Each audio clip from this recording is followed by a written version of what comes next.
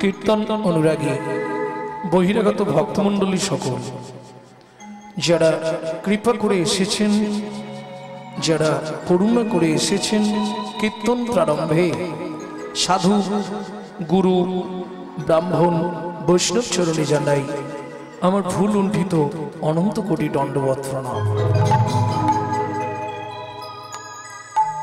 এছাড়াও আছেন আদ্যাশক্তি যোগমায়ার অংশকলা স্বরূপিণী ভক্তিরূপিণী মায়েরা, আপনাদের চরণে রইল অধম সন্তান শ্রী গৌরাঙ্গ সুন্দর চক্রবর্তীর ভুলুণ্ঠিত অনন্ত কোটি দণ্ডবৎ প্রণাম। এছাড়াও আছেন সোনার বাংলার ছোট্ট ছোট্ট ভাই বোন, সমবয়সী বন্ধু বান্ধব, তোমাদের জন্য রইল কৃষ্ণ প্রেম পেতে ভালোবাসা। প্রথম যে গীতখানি শুনলাম পরম শ্রদ্ধেয় গৌড়ীয় আচার্য ভক্তি বিনোদ ঠাকুর। এখন যে গীতখানি শুনছি বৈষ্ণব মহাজন পদাবলী বৈষ্ণব কবি লোচন দাস ঠাকুরের ধামালি থেকে সংগৃহীত। আপনি যদি জাপান জার্মানে জন্মাতেন আমি বলতাম না, আপনি যদি লন্ডন অক্সফোর্ড কেমব্রিজে জন্মাতেন আমি বলতাম না। আরে ভাই জ্ঞান হচ্ছে মাইকটা। সবার প্রথম আপনাকে বুঝতে হবে আপনার জন্মটা হয়েছে ভারতবর্ষের মাটিতে।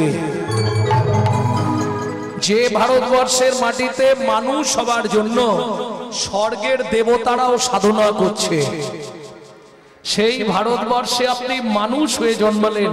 এটা কিসের ফল? ভালো কর্মের ফল? না। অনেক পুণ্যের ফল?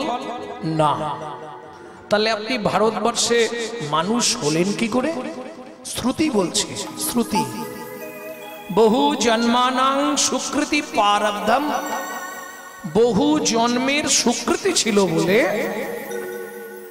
আপনি ভারতবর্ষের মাটিতে মানুষ হয়ে জন্মগ্রহণ করেছে। এটা আমাদের জন্মধন্য। আমরা গর্ব অহংকার করে বলতে পারি আমরা ভারতবাসী। কেন? ভারতবর্ষের মতো প্রেম ভক্তিময় দেশ, ভারতবর্ষের মতো পূর্ণময় ভূমি পৃথিবীর কোথাও নাই। যে দেশের সপ্তঋষির এক ঋষি স্বামী বিবেকানন্দ। কিন্তু আমাদের অহংকারটা কিসে? ভারতে জন্মে একটা অহংকার আমরা করতে পারি, আমরা ভারতবাসী। কেন জানো? যতবার ভগবান জন্মেছে আমাদের ভারতবর্ষের মাটিতে, প্রেম সে বলো চৈতন্য মহাপ্রভু কি। ভক্তমণ্ডলী ভক্তিমতী মায়েরা,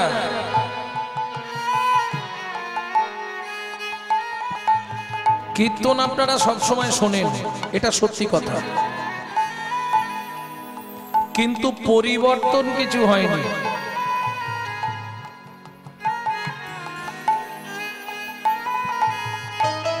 অপরাধ নেবেন না।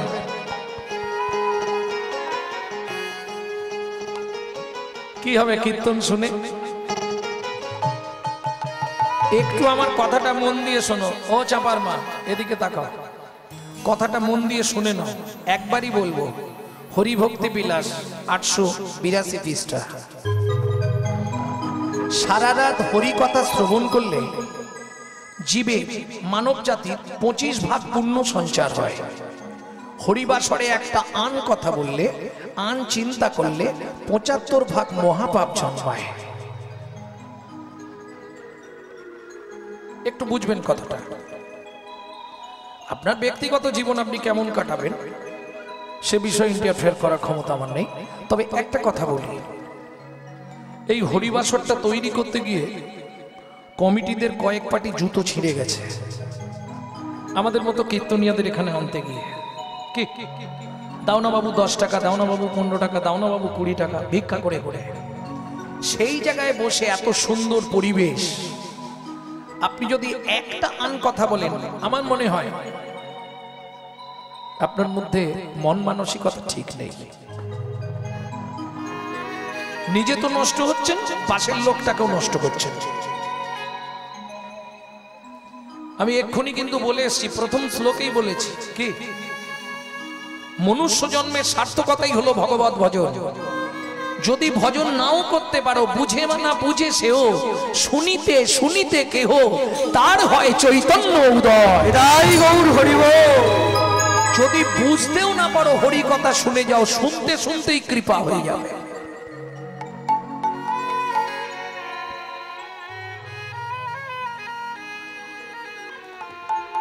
আপনারা নিশ্চয়ই বৃন্দাবনে সিদ্ধ বাবার কথা শুনেছিলেন। প্রত্যেক দিন ভাগবত পাঠ শুনতে যেত, বুড়ো মানুষ তো সবার ভেতরে গিয়ে বসতো না, বাইরের দিকে বসে থাকতো। কেন? ঘন ঘন বাথরুম যদি লাগে মাঝখান থেকে উঠবো, ভক্তদের অসুবিধা হবে, পিছন দিকে বসে থাকতেন। সেদিন ভাগবত শুনতে শুনতে তন্ময় হয়ে বসে রয়ে গেছে। ভাগবত সে সবাই চলে গেছে, উনি বসে বসে কেঁদেই যাচ্ছে। বাবু, স্বয়ং ভগবান ছদ্র বালক বেশ ধরে এসে সিদ্ধ বাবার চোখ মুছিয়ে দিয়ে বলছে, চলো তোমায় বাড়ি দিয়ে আসি, ভাগবত তো শেষ হয়ে গেছে। বলছে, না না, এখনো কৃষ্ণ মাঠ থেকে ফেরেনি, আমি দেখছি তো কৃষ্ণ এখনো মাঠ থেকে ফেরেনি। ভাবুন কত অনুরাগ, কত অনুভব তাদের মধ্যে। ভক্তমণ্ডলী, ভক্তিমতী মায়েরা, কীর্তন শুধু শুনলে হবে না, কীর্তন অনুভবের বস্তু। নিজেকে মনে প্রাণে অনুভব করতে হবে, আমি কি করতে এলাম, কেন কীর্তন শুনবো, খালি নাচ গান দেখার জন্য? ওটা কীর্তন নয়। আজকে ধরুন বিদ্যাপতি, চণ্ডীদাস, গোবিন্দ দাস, জ্ঞান দাস, দুঃখী কৃষ্ণ দাস, দীনকৃষ্ণ দাস, বলরাম দাস, ঘনশ্যাম দাস, বাসুদেব ঘোষ মহাশয়, নরোত্তম দাস ঠাকুর মহাশয়, নরহরি সরকার ঠাকুর মহাশয়, কবি জয়দেব, এরা যদি না আসতো, রাধা গোবিন্দের গোপন লীলা কিন্তু আমরা কেউ জানতে পারতাম না। এবার আপনাদের প্রশ্ন হবে, বাবা এদেরকে প্রণাম করে আমাদের কি লাভ? এরা ভগবানের প্রেরিত দূত, এদের বিন্দু কৃপা যদি আপনার মধ্যে সঞ্চারিত হয়, তবেই আপনার হৃদয়ে কৃষ্ণ প্রেম ভক্তি লাভ হবেই হবে। তাই গৌর হরি বল। অনর্পিত চরিম চিরা, অনর্পিত চরিম চিরা, করুণায় অবতীর্ণ কলো, করুণায় অবতীর্ণ কলো, সমর্পয়ত মুন্নত উজ্জ্বল রশ্মাং, উজ্জ্বল রসাং, ভক্তি শ্রিয়ম, সভক্তি শ্রিয়ম, হরিপুরটম সুন্দরম দুতিম, হরিপুরতম সুন্দরম দুতি, কদম্বো সন্দীপ্রিতম, কদম্বো সন্ধি, সদা হৃদয় স্কন্দরে পুরতম, স্কন্দরে পুরতম, বসচি নন্দনায় চ, বসচি নন্দনায় চ।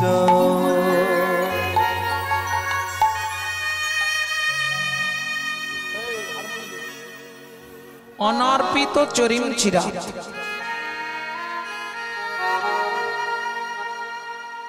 অনর্পিত, অনর্পিত মানে কোন যুগে, কোন কালে, কোন দিন যা কাউকে অর্পণ করা হয়নি, এই প্রথম।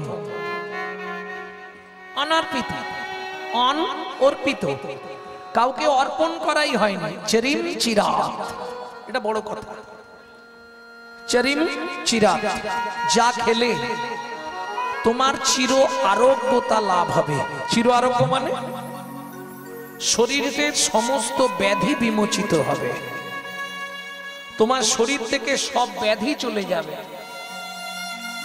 চরিম চিরা, করুণায় আবার উত্তীর্ণ কালো, অবতীর্ণ কালো, আস্তে সমাজটা ভেঙে নি, অবতীর্ণ কালো সমাজ করে নিন, আবার উত্তীর্ণ কালো, করুণায় করুণা করে, অবধ, অবধ মানে এই লাইটটা তো চোখে লাগছে না, অবধ মানে যাদের বোধ বুদ্ধি নাই, অবধ, উত্তীর্ণ কালো, সেই অবধ ব্যক্তিগুলোকে উদ্ধার করবার জন্য আবির্ভাব হলেন কলির প্রথম সন্ধ্যায় জ্যোতির্ময় দেব পুরুষ, নবদ্বীপের অন্তদ্বীপে শচীগর্ভ সিন্ধু মাঝে শ্রীকৃষ্ণ চৈতন্য মহাপ্রভু। হরিপুরটম সুন্দরম দুতি, যার দিকে তাকালে তোমার দেহ মন প্রাণ সব কেড়ে নেয়।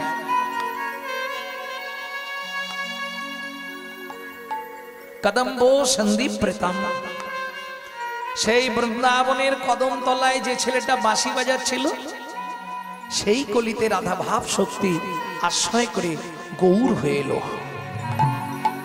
তাই তো শ্রী রাধায়া প্রণয় মহিমা কৃতি শোভা নৈবা সৎসাদো মধুরিমা কৃতি শোভা মদিও তদ ভবট্টো সমজনি শচি গর্ভ সিন্ধু হরিন্দু। ও মায়েরা, ভগবানকে ভালোবাসুন, বেশি ভালোবাসবেন না। কেন? বেশি ভালোবাসলে ভগবান আবার আপনার কাছেই ঋণে পড়ে যাবে। কিরকম? ন পারয় হং বর্জু সংদিজ স সাধু কীর্তন দিবুধা পিজো পিব দুর্জর গৃহ শৃঙ্খল মচনং তদ্ভকতি জ্যোতি সাধুনা। ও গো প্রেমময়ী গো,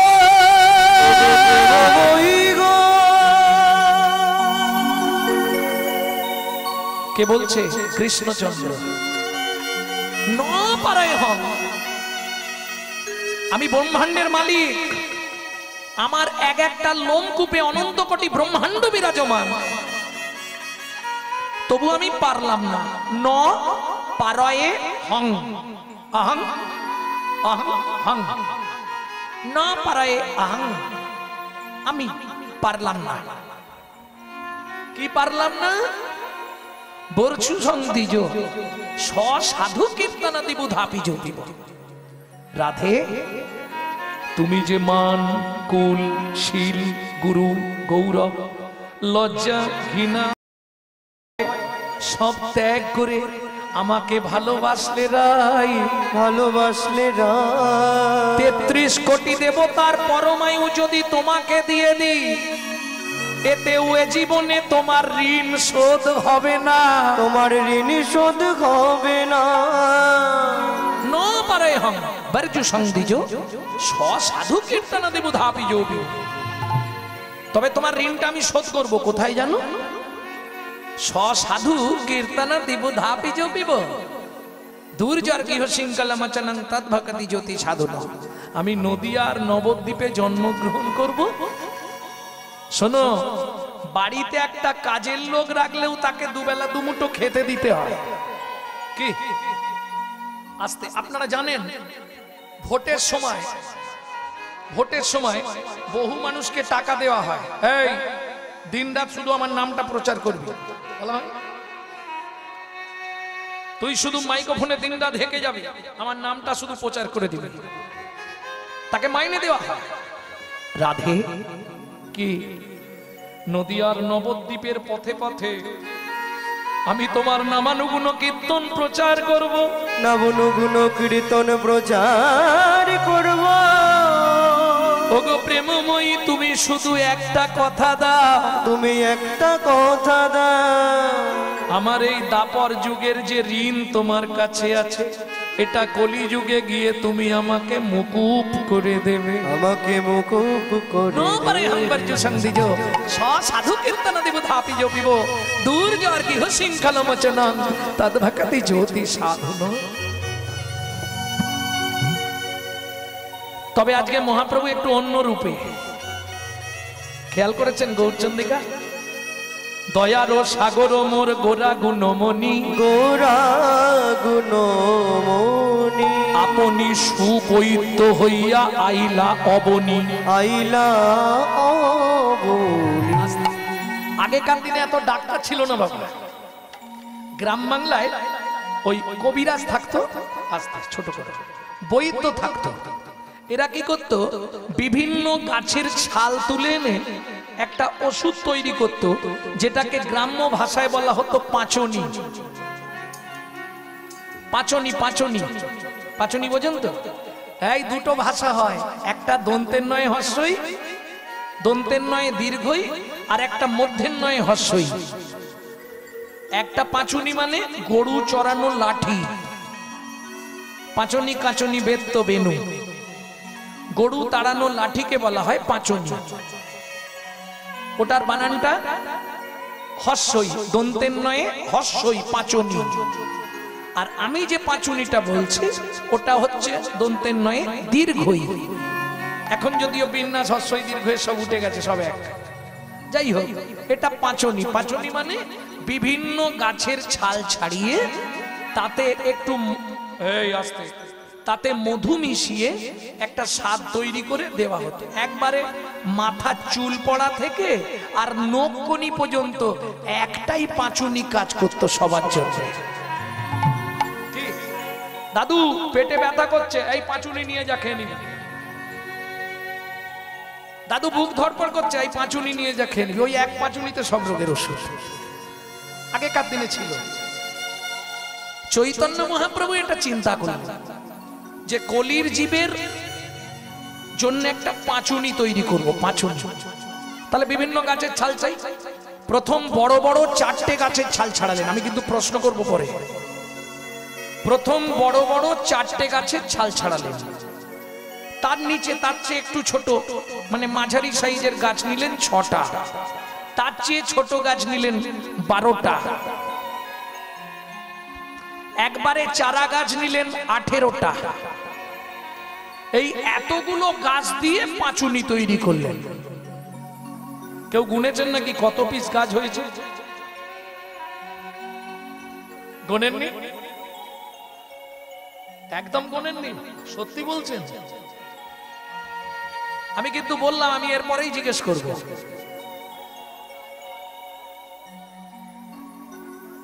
40টা। বাহ, গুনেছে। প্রথম বড় গাছ নিলেন 4টে, ঋক, সাম, যজু, অথর্ব, চতুর্বেদ। পরে নিলেন 6টা দর্শন। তারপরে নিলেন 12টা উপনিষদ। তারপরে নিলেন 18টা পুরাণ, 40টা। আচ্ছা 39 বা 41 হলো না কেন? 40টাই গাছ ছাড়ালেন কেন? প্রশ্ন হবে তো। মহাপ্রভু জানতেন জীবের নিজস্ব পরমায়ু হচ্ছে 40 বছর। বুঝে নিলেন? 40টা গাছের ছাল ছাড়ালেন। তারপরে 18 দিন ধরে গীতামৃত মধু তৈরি করলেন। কোথায়? কুরুক্ষেত্রের যুদ্ধে। সেই গীতামৃত মধুকে সঙ্গে মেশালেন। বোঝা গেল? মিশিয়ে পাঁচুনি তৈরি করলেন। কি নাম দিলেন? ডক্টর মহানামব্রত ব্রহ্মচারীর গৌর সন্দর্ভ থেকে বলছি। সেই পাঁচুনিটার নাম কি দিলেন? শ্রী চৈতন্য মুখোদ্গীর্ণা হরে কৃষ্ণ ইতি বর্ণকা।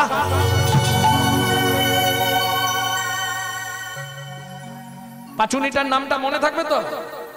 শ্রী চৈতন্য মুখোদ্গীর্ণা, উদ্গীর্ণা, উদ্গীরণ হলো হ্যাঁ হরে কৃষ্ণ ইতি বর্ণকা।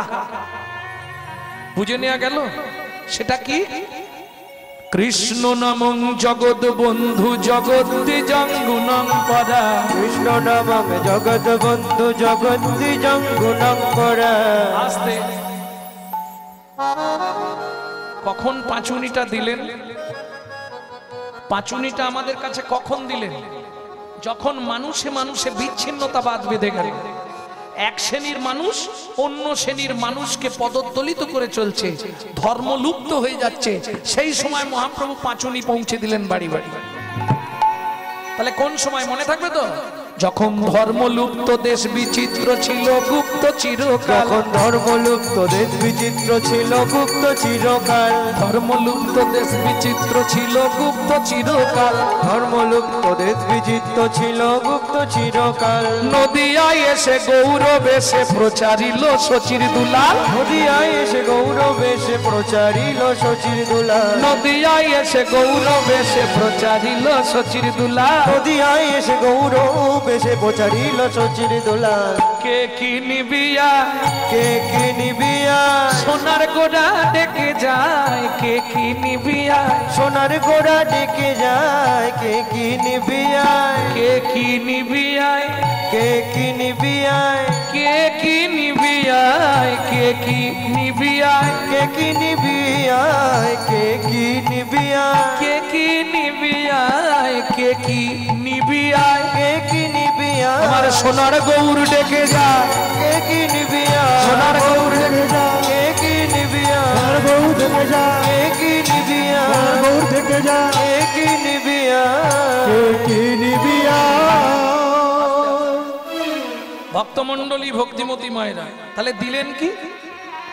কৃষ্ণ নামং জগৎ বন্ধু জগৎ দ্বিজং গুণং পরা, কৃষ্ণ নামং বিশ্বধারাং জগতাং পাপং হরা।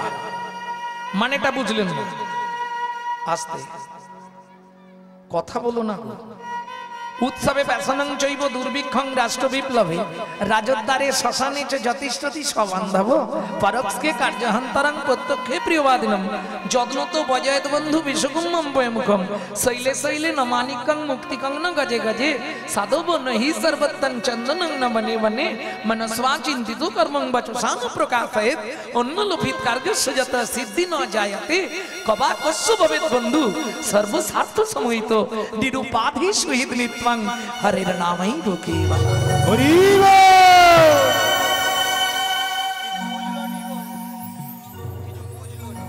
মানেটা বলতে হবে নাকি? শ্লোকটা শুনতে ভালো লাগলো কিন্তু বুঝতে কিছু পারলাম না বাবা। বুঝতে পেরেছেন মায়েরা? এবার বুঝিয়ে বলবো। উৎসবে ব্যাসনং চৈব দুর্ভিক্ষং রাষ্ট্র বিপ্লবে, রাজোদ্ধারে শ্মশানে চ তিষ্ঠতি সবান্ধব। বাংলা বলি, ফুটিয়াছে সরোবরে কমল নিকর, সরোবরে পদ্মফুল ফুটেছে, ধরেছে কি আশ্চর্য শোভা অতি মনোহর, অতি মনোহর। গুনগুন রবে কত মধু করে, কত না পুলকে এরা মধু পান করে, কত না পুলকে এরা মধু পান করে, কিন্তু এরা এই দিন হারাবে যখন, এই দিন হারাবে যখন, আর না আসিবে অলি করিতে গুঞ্জন, আর না শিবে অলি করিতে গুঞ্জন, আশায় বঞ্চিত হলে আসিবে না আর, আশায় বঞ্চিত হলে আসিবে না আর না করিবে এরা মধুর ঝঙ্কার। মধুর সুসময় সবাই সবার বন্ধু বটে হয়, অসময়ে হায় হায় কেউ কারো নয়, এমন অনেক বন্ধু মিলে আশার কাছে দেয় রে তুলে, ভালোবেসে নামাই এসে এমন বন্ধু কজন, এমন বন্ধু কজন মিলে। উৎসবে ব্যাসনং চৈব, উৎসবের সময়, দুর্ভিক্ষের সময়, রাষ্ট্র বিপ্লবের সময়, মৃত্যুর সময়, বিপদের সময় যে পাশে থাকে সেই প্রকৃত বন্ধু।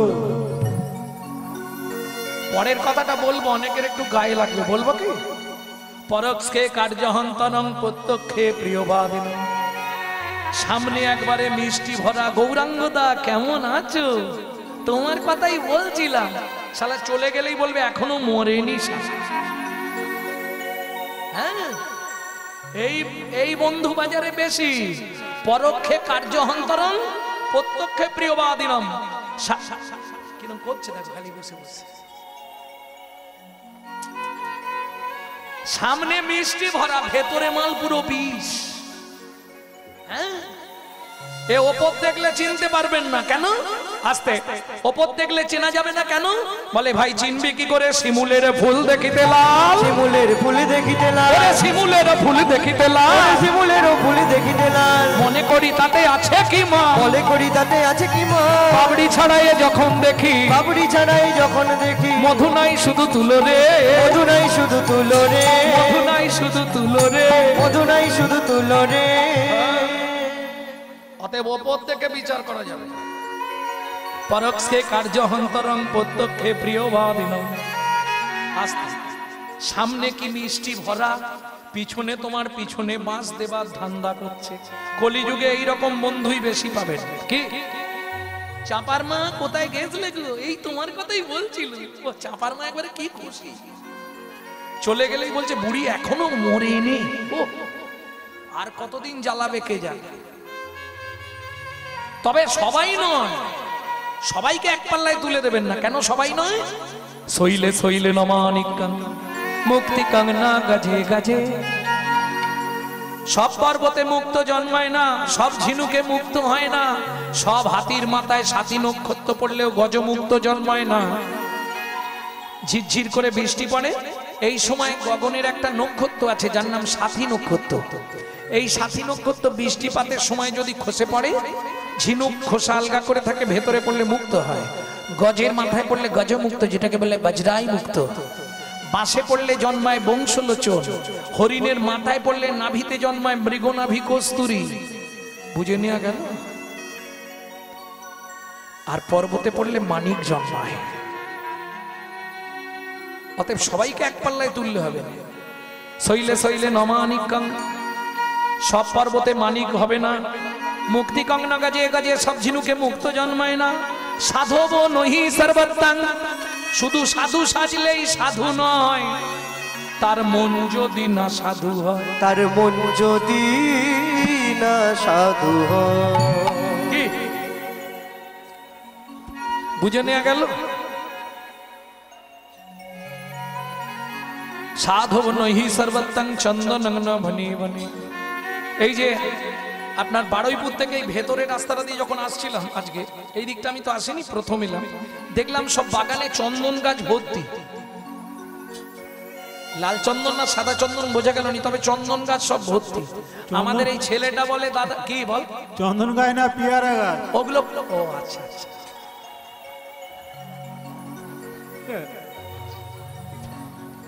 আমি ভাবলাম বারুইপুরের মানুষের অনেক টাকা, এত চন্দন গাছ।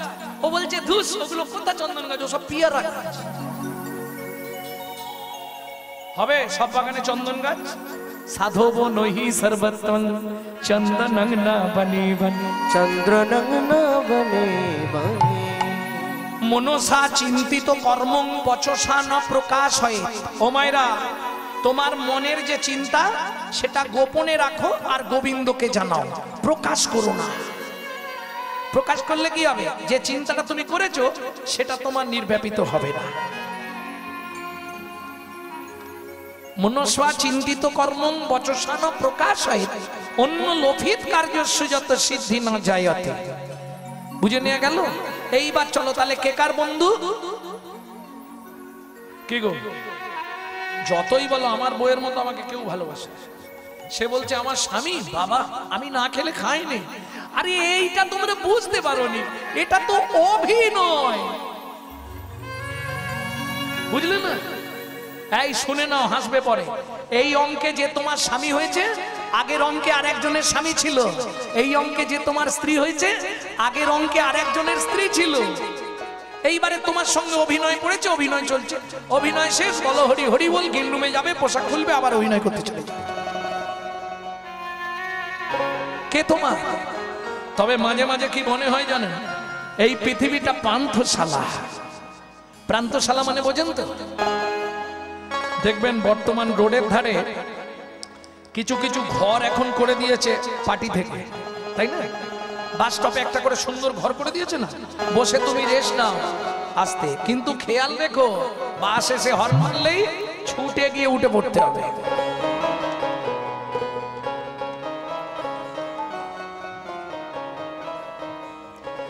তুই যারে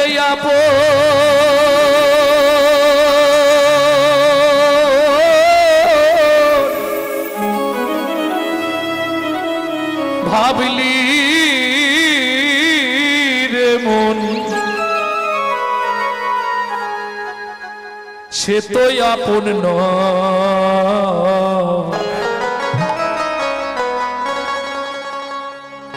এই পৃথিবী প্রান্তশালা, মায়ার অভিনয়। এই পৃথিবীর প্রান্তশালা, মায়ার অভিনয়। এই পৃথিবীর প্রান্তশালা, মায়ার অভিনয়। যারে আপন ভাবলি রে মন,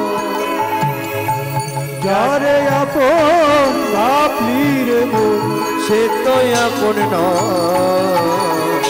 এই পৃথিবী প্রান্তশালা, মায়ার অভিনয়।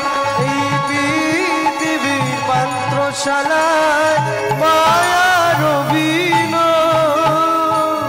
ও মায়েরা, আগেকার দিনে পুতুল নাচ হতো, পুতুল নাচ দেখেছো কি কেউ? পুতুল নাচ, ওই ওই ওপরে একজন বসে থাকতো আর পুতুলগুলোকে নাচাতো।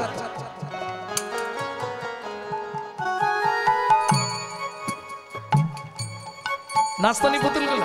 এই পুতুলগুলো কিসের? না কাঠের নয়, কাঠের হলে নাচাতে মজা, প্লাস্টিকের নয়, সোলার সোলার। সোলার পুতুল নাচে দেখো। তুমি কি দেখেছো পুতুল নাচ? এই দাঁড়াও, কি বলছে দেখি, দাঁড়াও, কি দেখেছো? সত্যি দেখেছো? তোমার সংসারের পুতুল নাচটা দেখেছো? দেখোনি? আজকে আমি দেখাবো তোমার সংসারের পুতুল নাচটা। সোলার পুতুল নাচে দেখো, সুতারি টানে, মানুষ তেমনি বাধা সৃষ্টির পানে। সোলার পুতুল নাচে দেখো, সুতারি টানে, মানুষ তেমনি বাধা সৃষ্টির প্রাণে।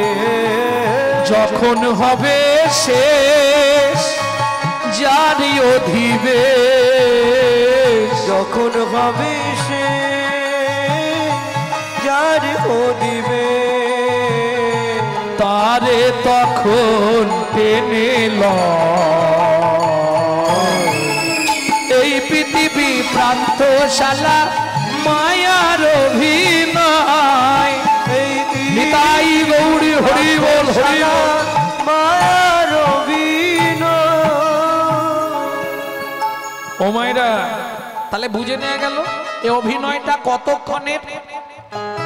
আস্তে এই অভিনয়টা কতক্ষণের অভিনয় সেটা বলবো।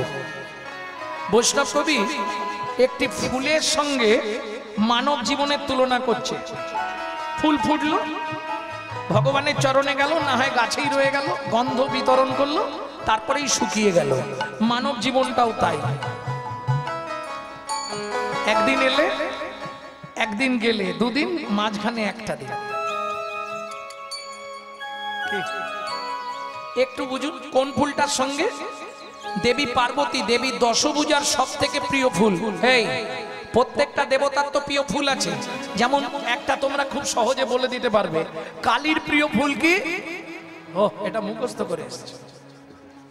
কালীর প্রিয় ফল কি? আর হবে না, হবে না, হবে না, কালিকা পুরাণ না পড়িলে হবে না, কালিকা পুরাণ না পড়লে হবে না, হবে না। কালীর প্রিয় ফল ভাদ্র মাসে বড় বড় পড়ে না?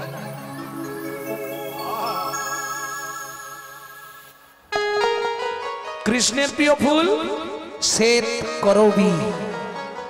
কৃষ্ণের প্রিয় ফল दुर्योधन का भोग ना भायो, विदुर घर में कदली चोपा खायो। भगवान श्री कृष्णের কোন ফল প্রিয়? আচ্ছা, তোমাদের এখানে চিড়ে ভোগ হয় না? চিড়ে ভোগ, চিড়ে ভোগেতে একটা কীর্তন হয়, কীর্তনটা শুনবে। কাঁঠালিয়া মত্তমান গন্ধ তুলসী, কাঠালিয়া মধ্যমান গন্ধ তুলসী, ওগো যাহাতে গোবিন্দ আমার সদাই অভিলাষী, যাহাতে গোবিন্দ আমার সদাই অভিলাষী। সেদিন খেয়েছিল রে, খেয়েছিল রে, বলি বিদুরের ঘরে গিয়ে খেয়েছিল রে, বিদুরের ঘরে গিয়ে, এই জগৎ জীবে জানাইতে, বিদুরের ঘরে গিয়ে, জগৎ জীবে জানাইতে, তাই হরি জানাইতে, বিদুরের ঘরে গিয়ে, জগৎ জানাইতে, বিদুরের ঘরে গিয়ে ছিল রে, ছিল রে।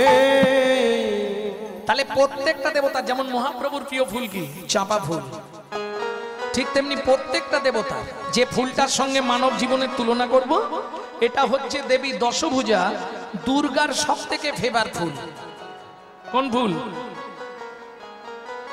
পদ্ম ফুল না, ফার্স্ট ক্লাস ফুল।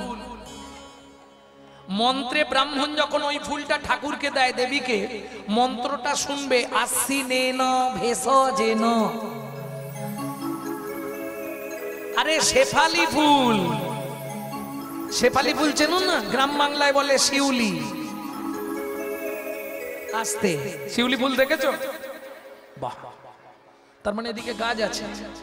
শিউলি দেখেছো? শিউলি ফুটতে দেখেছো? হরি বল, হরি বল। তুমি যখন গিয়ে দেখেছো তখন গাছের নিচে ডেড বডি পড়েছিল। কখন ফোটে? গভীর রাত্রিতে।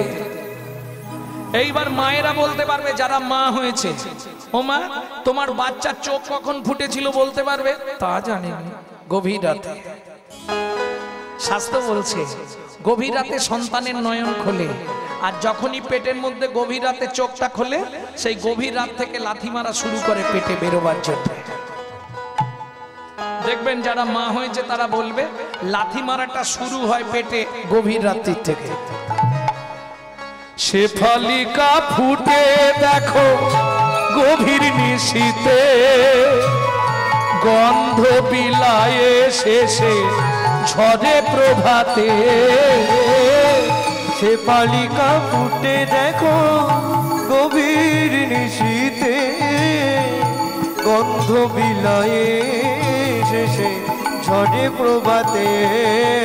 মানুষ তেমন ফুলেরই মতো, মানুষ তেমন ফুলেরই মতো, ঝরে যায় তার ইশারা।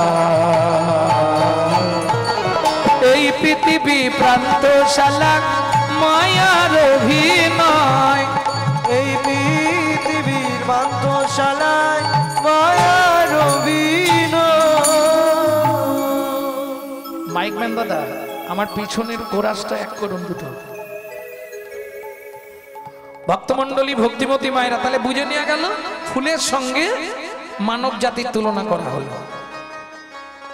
ফুল ফুটলো, গন্ধ ছড়ালো, ঝরে গেল। মানব জাতি পৃথিবীতে এলো, সংসার করলো, অভিনয় করলো, ঝরে গেল। প্রেম সে বললো চৈতন্য মহাপ্রভু কি।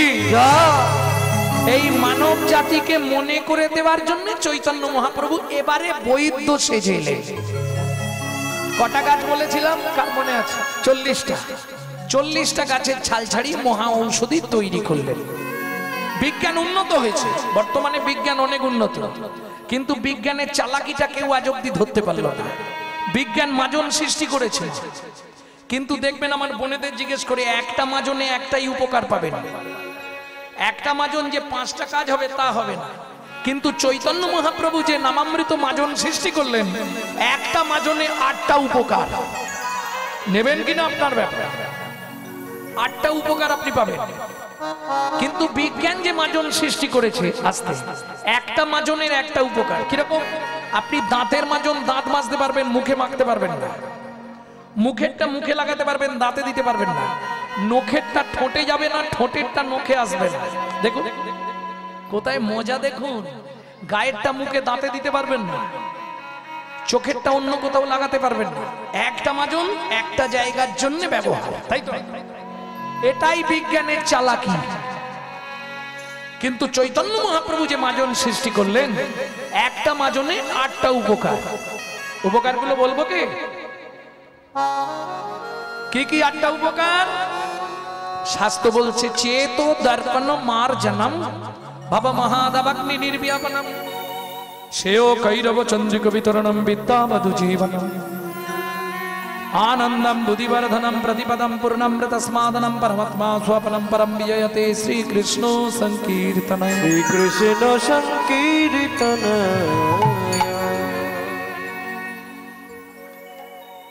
চেতো দর্পণ মার্জনা। ওখানে কি যাত্রা হচ্ছে নাকি, না থিয়েটার বসেছে? ছি ছি ছি। চেতো দর্পণ মার্জনম, চিত্ত দর্পণ মার্জিত হয়। কিরকম? আমাদের প্রত্যেকের ঘরে একটা করে আয়না থাকবে। কেন? মানুষ সব থেকে বেশি ভালোবাসে কাকে বলো? নিজেকে। মানুষ সব থেকে বেশি ভালোবাসে নিজেকে। ঘুম ভাঙলেই উঠে আমার মুখটা দেখতে হবে, আমি ঠিক আছি তো।